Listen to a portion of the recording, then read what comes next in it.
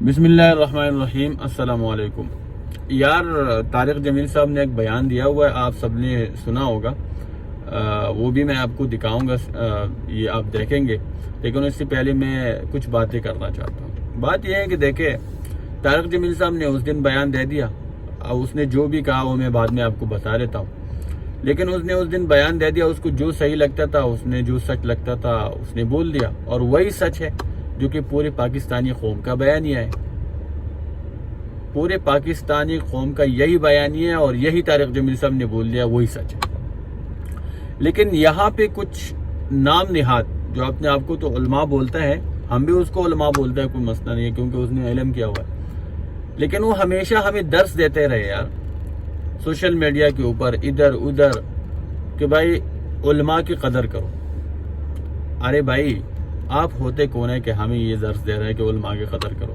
ہمیں پتہ ہے علماء کی قدر کس طرح کرنا ہے، اور ہم کرتے رہے اور کرتے رہیں گے، اور ہمیشہ کیا ہوا بھی۔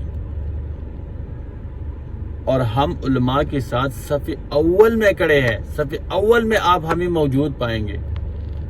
ہم علماء کے پیروں کی جو خاک ہے نا، اسی کی بھی برابر نہیں ہے۔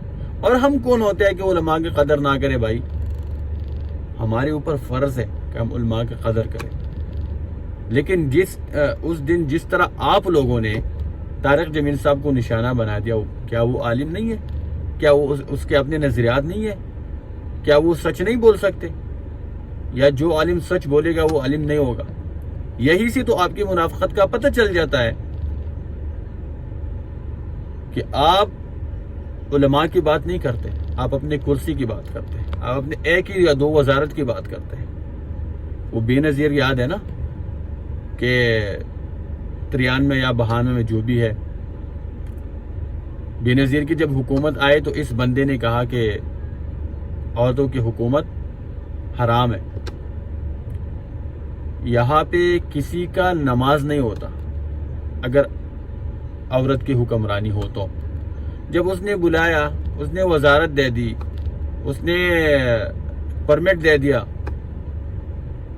تو پھر وہ وہاں پہ بیٹھ گیا اور زمین کے اوپر بیٹھ گیا اور کہتا ہے کہ بھائی حلال ہے، ایسی کوئی بات نہیں ہے۔ اگر اس کو پرمٹ ملتا ہے، اگر اس کو وزارت ملتی ہے، اگر اس کو کرسی ملتی ہے، تب سب کچھ حلال ہے۔ علماء کے پیچھے باتیں کرنا بھی حلال ہے، اور سب کچھ حلال ہے۔ ابھی طارق جمیل صاحب بھائی پوری دنیا اس کو جانتا ہے، پوری دنیا اس کو سنتی ہے یار، سب سے سننے والا اسپیکر ہے یار، سب سے زیادہ دنیا کے اندر لوگ اس کو سنتے ہیں، اور آپ کہتے ہیں کہ اب اس کے پیچھے بات کر لیتے ہیں۔ بھائی وہ بھی عالم ہے، جس طرح آپ کہتے ہیں نا کہ علماء کی قدر کرو، وہ بھی عالم ہے، اور اس کے کوئی نظریات نہیں ہے کیا؟ وہ سچ نہیں بول سکتا کیا؟ یا جو بھی سچ بولے گا وہ عالم نہیں ہے؟ تو طارق جمیل صاحب نے کیا کہا، میں آپ کو دکھا لیتا ہوں۔ طارق جمیل صاحب نے یہ بات کی کہ دیکھیں، جس طرح عوامی نمائندوں کو خریدا گیا، اور جس طرح حکومت بنائی گئی دھوکے اور فریب سے، جس طرح حکومت بنائی گئی، اور اس نے سچ بول دیا۔ اس نے پھر یزید کا مثال دے دیا، پھر معاویہ بن یزید کا مثال دے دیا۔ اس نے کہا کہ یزید کے بعد جب معاویہ آیا، وہ 22 سال کی عمر میں شاید وہ وقت مر گیا تھا، لیکن جب معاویہ بن یزید آ گیا تو وہ تو پوری دنیا میں تو سارے لوگ اس طرح بھی نہیں ہوتے نا، کچھ منافق ہوتا ہے، کچھ صحیح ہوتا ہے، ہر کسی کا اپنا ضمیر ہوتا ہے۔ وہ بھی یزید کا تو بیٹا تھا، لیکن اس نے بولا کہ اسی حکومت کے اندر اہل بیت کا خون بہہ گیا ہے، تو میں لعنت بیچتا ہوں اسی حکومت کے اوپر۔ اس نے حکومت چھوڑ دیا، تو اس نے یہی مثال دے دی کہ یار حکومت کیا چیز ہے، حکومتوں کے لیے یار لوگ کیا کیا کرتے ہیں، ممبرز کو خریدتے ہیں، پیسے چلاتے ہیں، جھوٹ بولتے ہیں، دھوکہ دیتے ہیں، صرف کرسی کے لیے، صرف وزارت کے لیے، جو کہ یہ جانے والے سب کچھ، یہ دنیا فانی ہے، ختم ہونے والا ہے۔ یزید کہاں پہ ہے یار؟ قبر کے اندر ہے، اور کوئی پوچھنے والا بھی نہیں ہے اس کا، وہ قبر کے نشان ہی مٹ گیا اس کا۔ اور جو حسین ہے، جو بک نہیں گیا، بکا بھی نہیں, جھکا بھی نہیں, لیکن یہ ہے کہ شہادت اس کو نصیب ہوئی, کہ اس کا خبر پتہ ہے اور وہ زندہ ہے.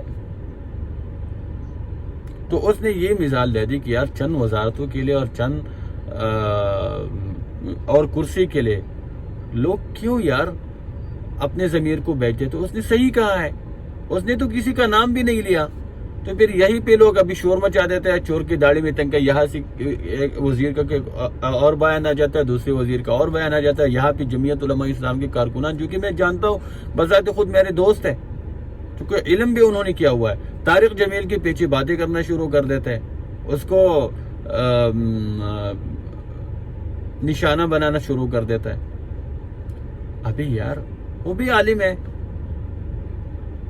اور سب کو پتہ ہے, پوری دنیا کو پتہ ہے کہ وہ عالم ہے اور وہ غلط بات نہیں کر سکتا. اس نے ہمیشہ سچ بولا ہے, اس لیے بہت سارے لوگ اس کو سنتے ہیں, بہت سارے لوگ اس کو سننے والے ہیں, پوری دنیا اس کو سن رہے ہیں.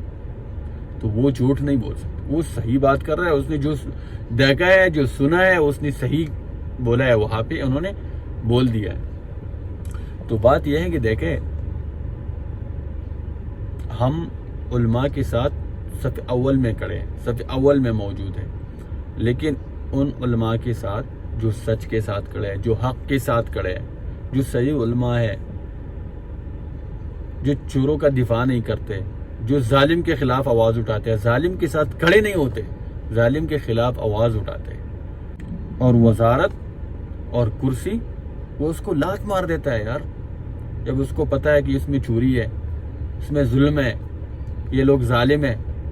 آپ کو یاد نہیں ہے کہ حضور صلی اللہ علیہ وسلم کو آفر دی تھی ابو جہل لوگوں کی طرف سے کہ ہمارے یہ جو شورا یا پارلیمنٹ ہے جو بھی ہے اس وقت کا, اسی میں آ جاؤ, ہم آپ کو, انہوں نے آفر کر دیا تھا کہ حب جاہ, حب مال, حب شہوت, ہم آپ کو یہ تینوں پیش کر دیں گے, لیکن آپ آ جائے ہمارے ساتھ ہو جائے, ہم سب سے بڑا آپ کو سرداری دیں گے, آپ اسی شورا کے یا اسی پارلیمنٹ کے سردار ہوں گے, یا جو بھی ہے. انہوں نے آفر کی تھی.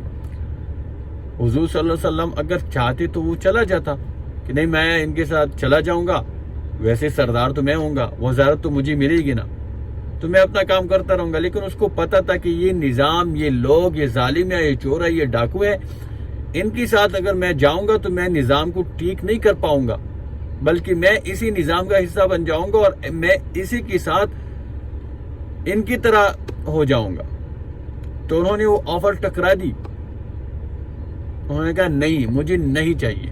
انہوں نے کیا انہوں نے اپنا جدوجہد سٹارٹ کی, ایک سال کے اندر اس نے باہر سے لوگ تیار کیا. لیکن باہر سے لوگ جو اس نے تیار کیا, نظریاتی لوگ, اور بہت سارے جو اس کے سامنے چیلنجز آئے, لیکن وہ چلتے رہے اور قافلہ بنتا گیا.